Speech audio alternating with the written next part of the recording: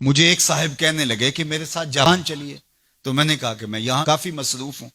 تو انہوں نے مجھے کہا کہ آپ ذرا چل کے دیکھیے تو صحیح. آپ کو 29 سال ہو گئے ہیں تبلیغ کرتے ہوئے، سمجھاتے ہوئے، اور 40 برس آپ کے والد گرامی کو بھی ہو گئے، اور پھر اس کے بعد آگے بھی آپ کے مشائخ، اور اسی طرح آپ اب مبلغین تیار کر رہے ہیں. جمعہ میں بھی یہی خطبہ ہوتا ہے، اجتماعات میں بھی یہی گفتگو کرتے ہیں.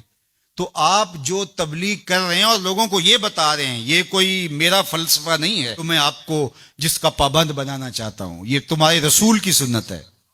جس پیارے سے تم ٹوٹ کے محبت کرتے، یہ اس کا طریقہ ہے کہ جھوٹ نہیں بولنا. کہا سمجھا سمجھا کے 29 سال جس قوم کو ہو گئے ہیں، آپ جاپان میں دیکھیے وہ کر رہے ہیں، اور نئی اقدار کو دریافت کرنے کے لیے آگے بڑھ رہے ہیں. یہ تو کر چکے ہیں. وہ کسی دغا نہیں کرتے، جھوٹ نہیں بولتے، کسی سے فراڈ نہیں کرتے. ان کو کسی مذہب نے نہیں یہ بتایا. ان کی ماں کی گود سے تربیت ملی کہ جھوٹ نہیں بولنا. اس کی ماں کی گود سے تربیت ملی کسی سے دھوکہ نہیں کرنا، کسی سے فراڈ نہیں کرنا. کیا ہماری مائیں جو حضور پر درود پڑھنا سکھاتی ہیں، یہ کیوں نہیں سکھاتی ہیں کہ کسی سے فراڈ نہیں کرنا ہے، کسی سے دھوکہ نہیں کرنا ہے؟ ہم کیا ممبر و محراب سے ساری زندگی اب اسی مشن پہ لگے رہیں گے کہ یہ نہیں کرنا، اور دنیا کو تسخیر کرنے کا خواب شرمندہ تعبیر رہ جائے گا؟ یار جب بچہ ہوتا ہے کچی کلاس کے اندر تو اس کو پورنے ڈال کے دیے جاتے ہیں، آپ کو اگر یاد ہو تو، اور اس کے اوپر وہ لفظ لکھتا ہے، اور وہ میٹرک تک چلا جائے ابھی تک پورنے ہی جو ہے اس کو ڈال کے دینے پڑے، تو پھر وہ کس طرح ماسٹر کرے گا؟ یار ابھی تک ہم سچ بولنے کے عادی نہیں ہوئے. پوری کائنات کے اندر محمد عربی کا دین کیسے پہنچائیں گے ہم کیسے پہنچائیں گے؟ دنیا کہاں سے کہاں چلی گئی اور ہم کہاں کھڑے ہیں. اکبر الہ آبادی نے کہا تھا مس پہ ہے اپنی نظر اور سیم ان کے ہاتھ میں. ہم ابھی تانبے کو دیکھ رہے ہیں اور وہ چاندی بھی اٹھا کے لے گئے. اب وہ کائنات کو تسخیر کرنے جا رہے ہیں، اور ہمارا بھی یہ مرحلہ طے نہیں ہوا کہ ہم سائے کو تنگ نہیں کرنا چاہیے. ہمارا یہ مرحلہ طے نہیں ہوا کہ کسی کو تکلیف نہیں دینی چاہیے. انسانی سوسائٹی، انسانی معاشرت کے خد و خال ہیں واضح.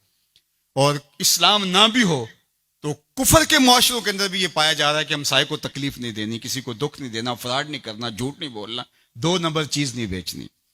اور ہم کیا ہیں؟ ہم تو دوائیوں کے اندر بھی ملاوٹ کر لیتے ہیں. اور مسلمان ہم ہیں، جیسے ہم عاشق رسول ایسے زمانے میں کوئی نہیں. اور جو جان بچانے والی دوائیاں ہیں ان کے اندر بھی ہم ملاوٹ کرتے ہیں. ہمیں شرم آنی چاہیے. ہم کھڑے کہاں ہیں؟ دل مسلمان ہے تیرا نہ میرا، تو بھی نمازی میں بھی نمازی، پڑھے جائیں نمازیں، یہ ٹکرے ہیں اور کچھ نہیں ہے. ہمارا دین ہم کو ایک ایسی پاکیزہ زندگی گزارنے کی تلقین کرتا ہے. یار ہمارے سامنے حضور کا نقشہ ہو، ہمارے سامنے حضور کی تعلیمات ہوں، اتنا نور برس رہا ہو ان کی سیرت کے انوار کا، اور پھر بھی ہم اپنی زندگی جو ہے وہ درستی نہ کر پائیں، تو پھر کیا ساری زندگی ہم یہی کام کرتے رہیں گے؟ ساری زندگی یہی کہتے رہیں گے کہ جھوٹ نہیں بولنا، جھوٹ نہیں بولنا؟ کہتے رہیں گے ہم، اس سے انکار نہیں ہے. لیکن کائنات کو تسخیر کیسے کریں گے جب اس مرحلے سے نہیں نکلیں گے؟ تو میری آرزو یہ ہے کہ دیکھو میں نے اپنی قبر میں جانا ہے، آپ نے اپنی لحد میں اترنا ہے. میں اور آپ اپنے آپ کو یہ مت سمجھیے کہ وہ سنورے گا تو معاشرہ ٹھیک ہوگا. معاشرہ ٹھیک ہو نہ ہو، مجھے ٹھیک ہونا ہے. مجھے اپنی زبان کو کبھی بھی جھوٹ کی بدبو سے متعفن نہیں ہونے دینا. مجھے کبھی بھی کسی کو اذیت نہیں دینا، چاہے وہ میرا ہمسایہ ہے یا میرا دشمن بھی کیوں نہ ہے. مجھے کسی کے لیے غلط نہیں سوچنا ہے، اور کسی کو نقصان پہنچانے کی منصوبہ بندی کی دور کی بات ہے.